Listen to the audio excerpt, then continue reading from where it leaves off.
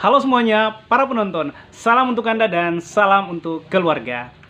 Oke, jadi begini, di kesempatan kali ini saya akan menjelaskan satu pertanyaan saja, atau satu mau-maunya peserta yang sering peserta pertanyakan. Begini, jadi masalah yang saya mau menjelaskan itu begini. Ada beberapa peserta, bahkan sudah banyak sih, yang karena mungkin mereka merasa bahwa mereka tidak menggunakan BPJS Kesehatan.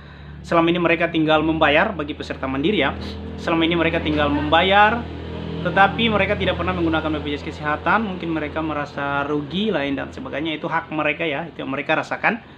Sehingga mereka ingin menghapus kepesertaan mereka dari sistem BPJS Kesehatan. Pertanyaannya, apakah sistem atau kepesertaan mereka bisa dihapus dari sistem BPJS Kesehatan? Mari kita bahas. Tonton terus video ini sampai selesai.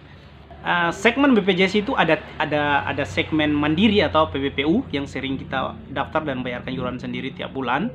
Terus ada segmen PBI. PBI ini yang biasa masyarakat kenal bantuan pemerintah. Kalau di pedesaan-pedesaan yang biasa kartunya itu dikasih dari pemerintah desa atau dari puskesmas setempat bagikan. Nah, itu segmen itu itu adalah segmen bantuan pemerintah yang biasanya itu didaftarkan oleh pemerintah pusat atau pemerintah daerah, ada juga pemerintah provinsi. Nah, itu segmen PBI. Ada juga segmen PPU. PPU itu pekerja penerima upah. Siapa saja yang masuk dalam pekerja penerima upah ini?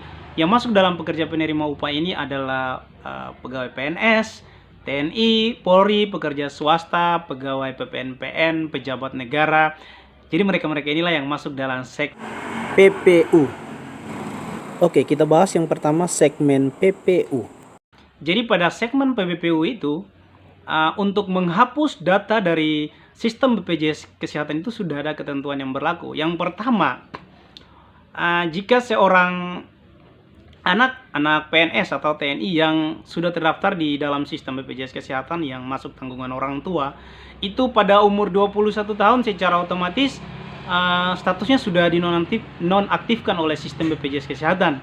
Dan jika pada saat itu dia masih berkuliah dan dia bisa meminta surat keterangan aktif kuliah dari kampus, dan surat keterangan aktif kuliah itu bisa dilaporkan ke BPJS untuk kartunya itu diaktifkan kembali, diperpanjang sampai umur 25 tahun.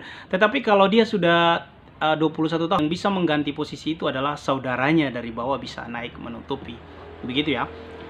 Terus kalau untuk orang tuanya atau untuk pekerjanya, ya untuk pekerja itu dari semenjak TMT-nya sampai dia pensiun sampai seumur hidup itu tetap ditanggung oleh BPJS Kesehatan. Tetapi kalau jika sudah meninggal, biasanya bisa laporkan ke kantor BPJS Kesehatan dengan sertakan surat kematian atau akta kematian untuk datanya dinonaktifkan dari status BPJS Kesehatan gitu. Sementara kalau untuk segmen PBI yang bantuan pemerintah, nah itu kan yang mendaftar teman-teman itu kan melalui dinas sosial. Yang pertama merekap data, masukkan dalam sistem data DTKS. Terus yang mendaftarkan itu kan berdasarkan SK dari Kemenkes, Kementerian Kesehatan, mendaftarkan teman-teman. Jadi yang berhak mendaftar dan menghapus atau menonaktifkan status peserta itu adalah pemerintah, karena pemerintah yang daftarkan teman-teman. Oke, tetapi kalau bagi saya sebenarnya beruntung teman-teman yang mendapatkan bantuan pemerintah, gratis kan, tidak membayar. Teman-teman tinggal tahunya pakai aja, karena sudah dibayarkan oleh pemerintah. Tiap bulan tidak ada beban tagihan iuran BPJS Kesehatan yang harus dipikirkan oleh teman-teman. Yang paling membahayakan atau yang paling sering orang bertanya-tanya itu tentang segmen mandiri. Segmen mandiri ini segmen PBPU yang setiap bulan iurannya dibayarkan. Jadi ada beberapa orang yang sering bertanya dan mereka ingin menghapus status peserta mereka atau kepesertaan mereka dari sistem BPJS Kesehatan. Sementara untuk melakukan itu tidak bisa.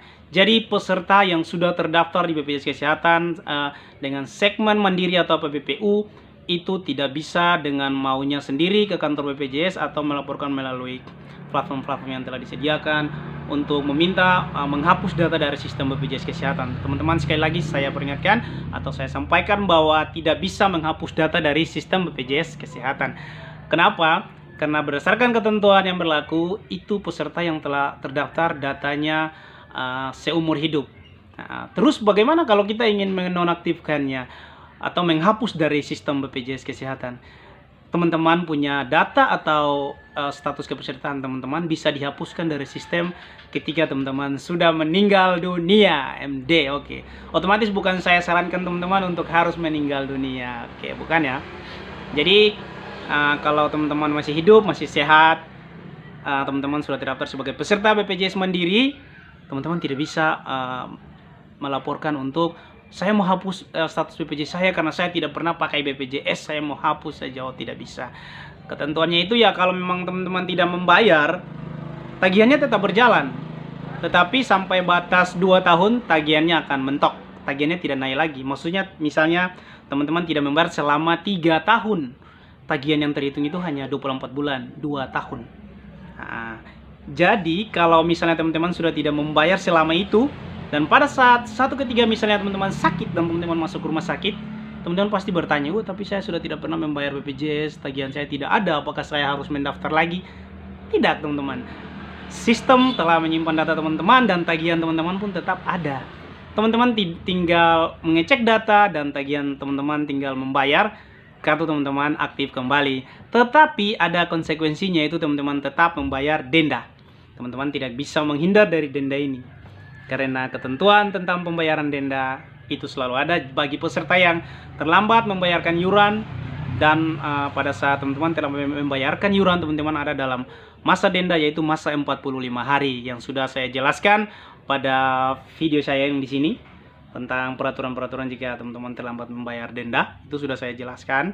Nah, di situ jika teman-teman terlambat membayar, misalnya teman-teman sudah membayar di atas tanggal 10, itu kan sudah masuk dalam masa 45 hari. Jadi kalau teman-teman misalnya membayar tanggal 11, pas teman-teman bayar hari ini, teman-teman sudah ada dalam masa denda. Masa denda itu masa 45 hari.